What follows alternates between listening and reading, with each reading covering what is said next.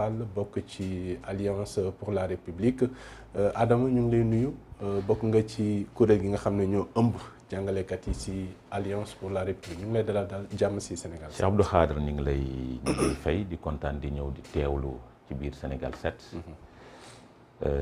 di am mbégte parce que aussi quand c'est important de temps en temps on m'appelle bu nit joxe suma xalaat joxe suma avis. Ça veut dire que am na marque de considération bi nga xam ne am na vis-à-vis ma personne et dama ci remercier toute l'équipe de Sénégal 7 di commencer ci mbir mi ci borom kër gi ba wàcc ba ci suuf bon ñu commencer waxtaan bi rek ñu tàmbalee kon donc ni ma leen ko waxee mbokk yi am nañ mbégte dalal la Adama Fall dinañu dem fële nga xam ne mooy chez Ousmane Sonko on nous fait savoir nag que la connexion internet xam ngeen ne wàllu digital nous fonctionnons ci outil bi nga xam ne moom la ñu wax internet donc connexion bi lu ci am solo la mooy suñu principal outil de travail waaye dafa mel ni sur la zone de Keur Gorgui la connexion est brouillée xamuñu nag lu tax ndax on a du mal jusque-là à recevoir le signal de nos reporters qui sont sur le terrain waaye am nañu yaakaar ne fii ak ci kanam dina mën a rétablir mais en attendant Adama Fall ñu ngi doon xaar audition bi tey Ousmane Sonko ay avocat am yëpp ñu ngi ko doon ñaan ñu déglu ko ndax nee na faw ñu vider mbir mi balaa ñuy dem ci 2024 bi nga xam ne nee na kenn mënu ko cee tere doon candidat l'audition de manière générale ñu bëri am na lu ñu ciy ragal en termes de tension en termes de ce qui s'est passé en mars 2021 yaakaar nga ne loolu dina amaat. Bon, tout d'abord damay dellu soit un peu en arrière et par rapport à ce qui s'est passé en mars 2021 oui.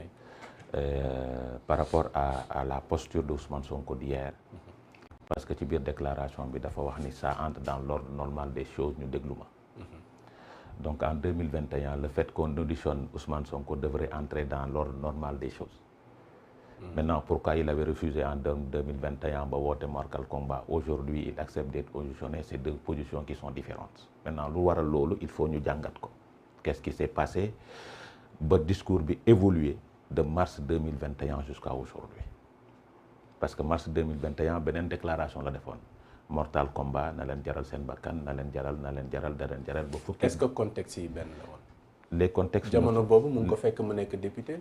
les contextes sont les mêmes donc ça veut dire que. soo waxee loolu dafa am lu muy andi.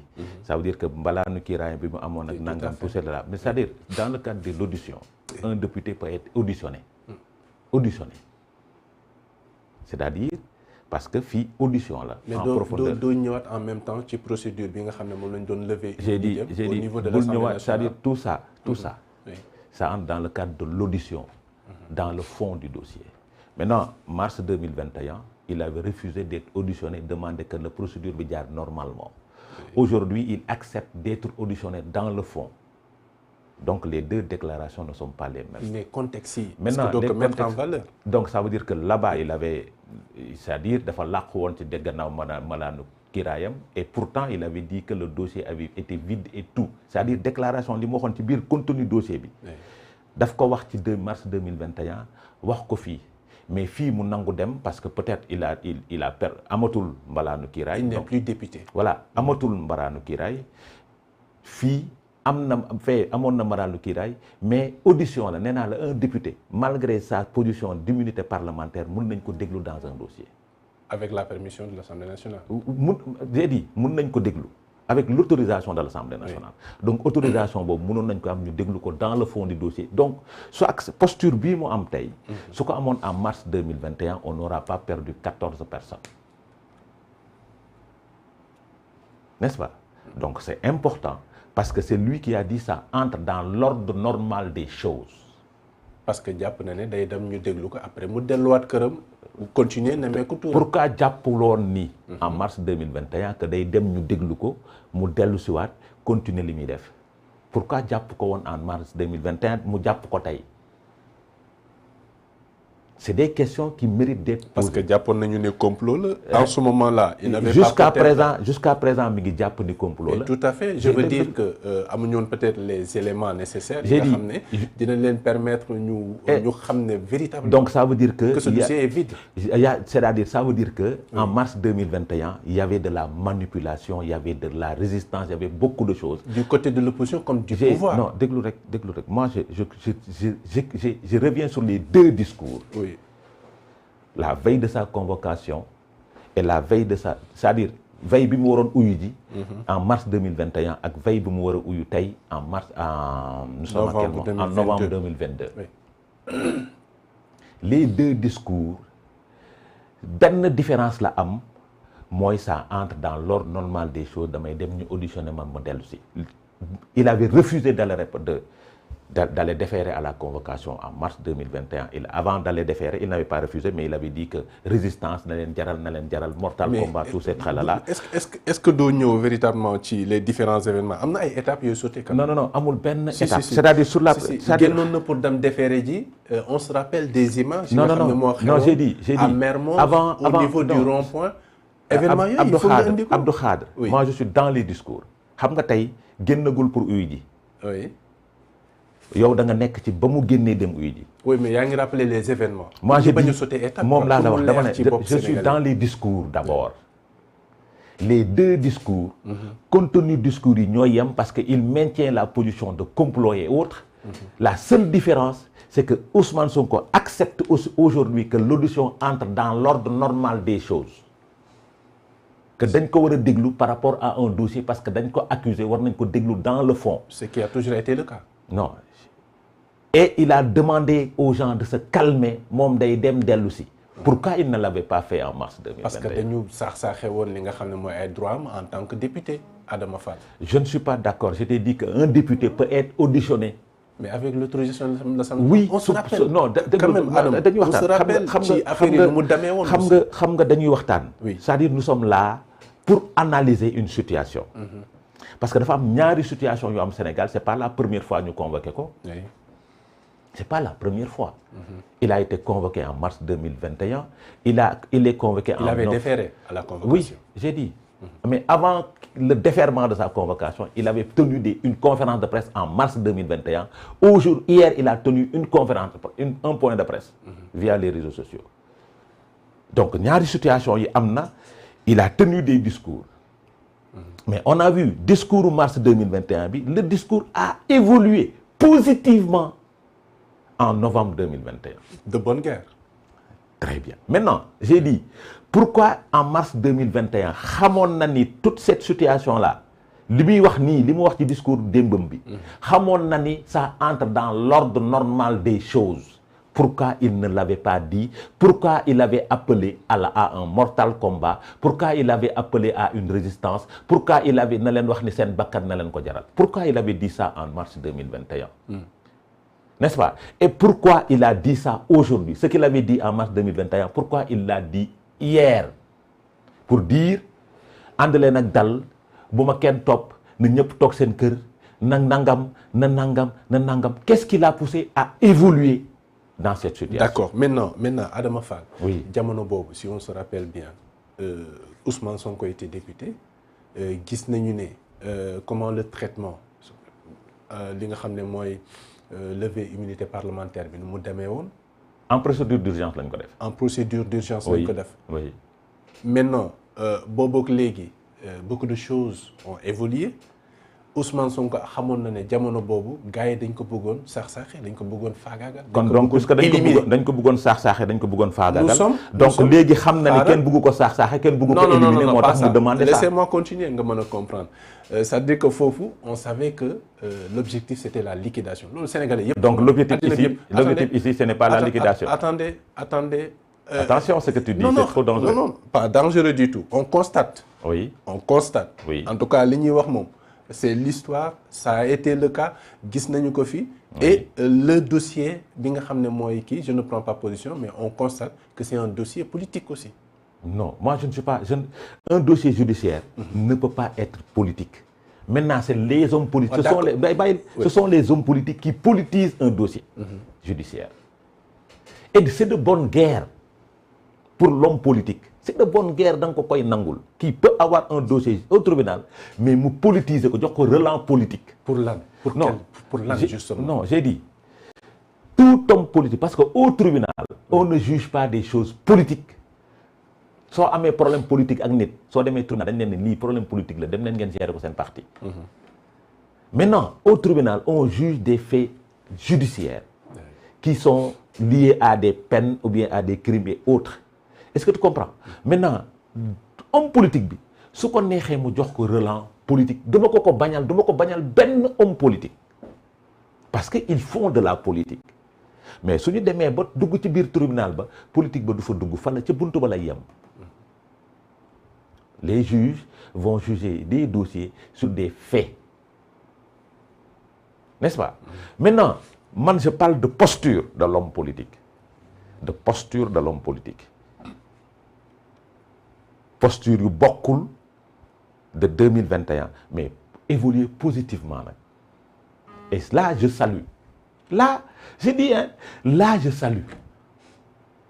Maintenant, qu'est-ce qui a poussé Ousmane Sonko à évoluer positivement?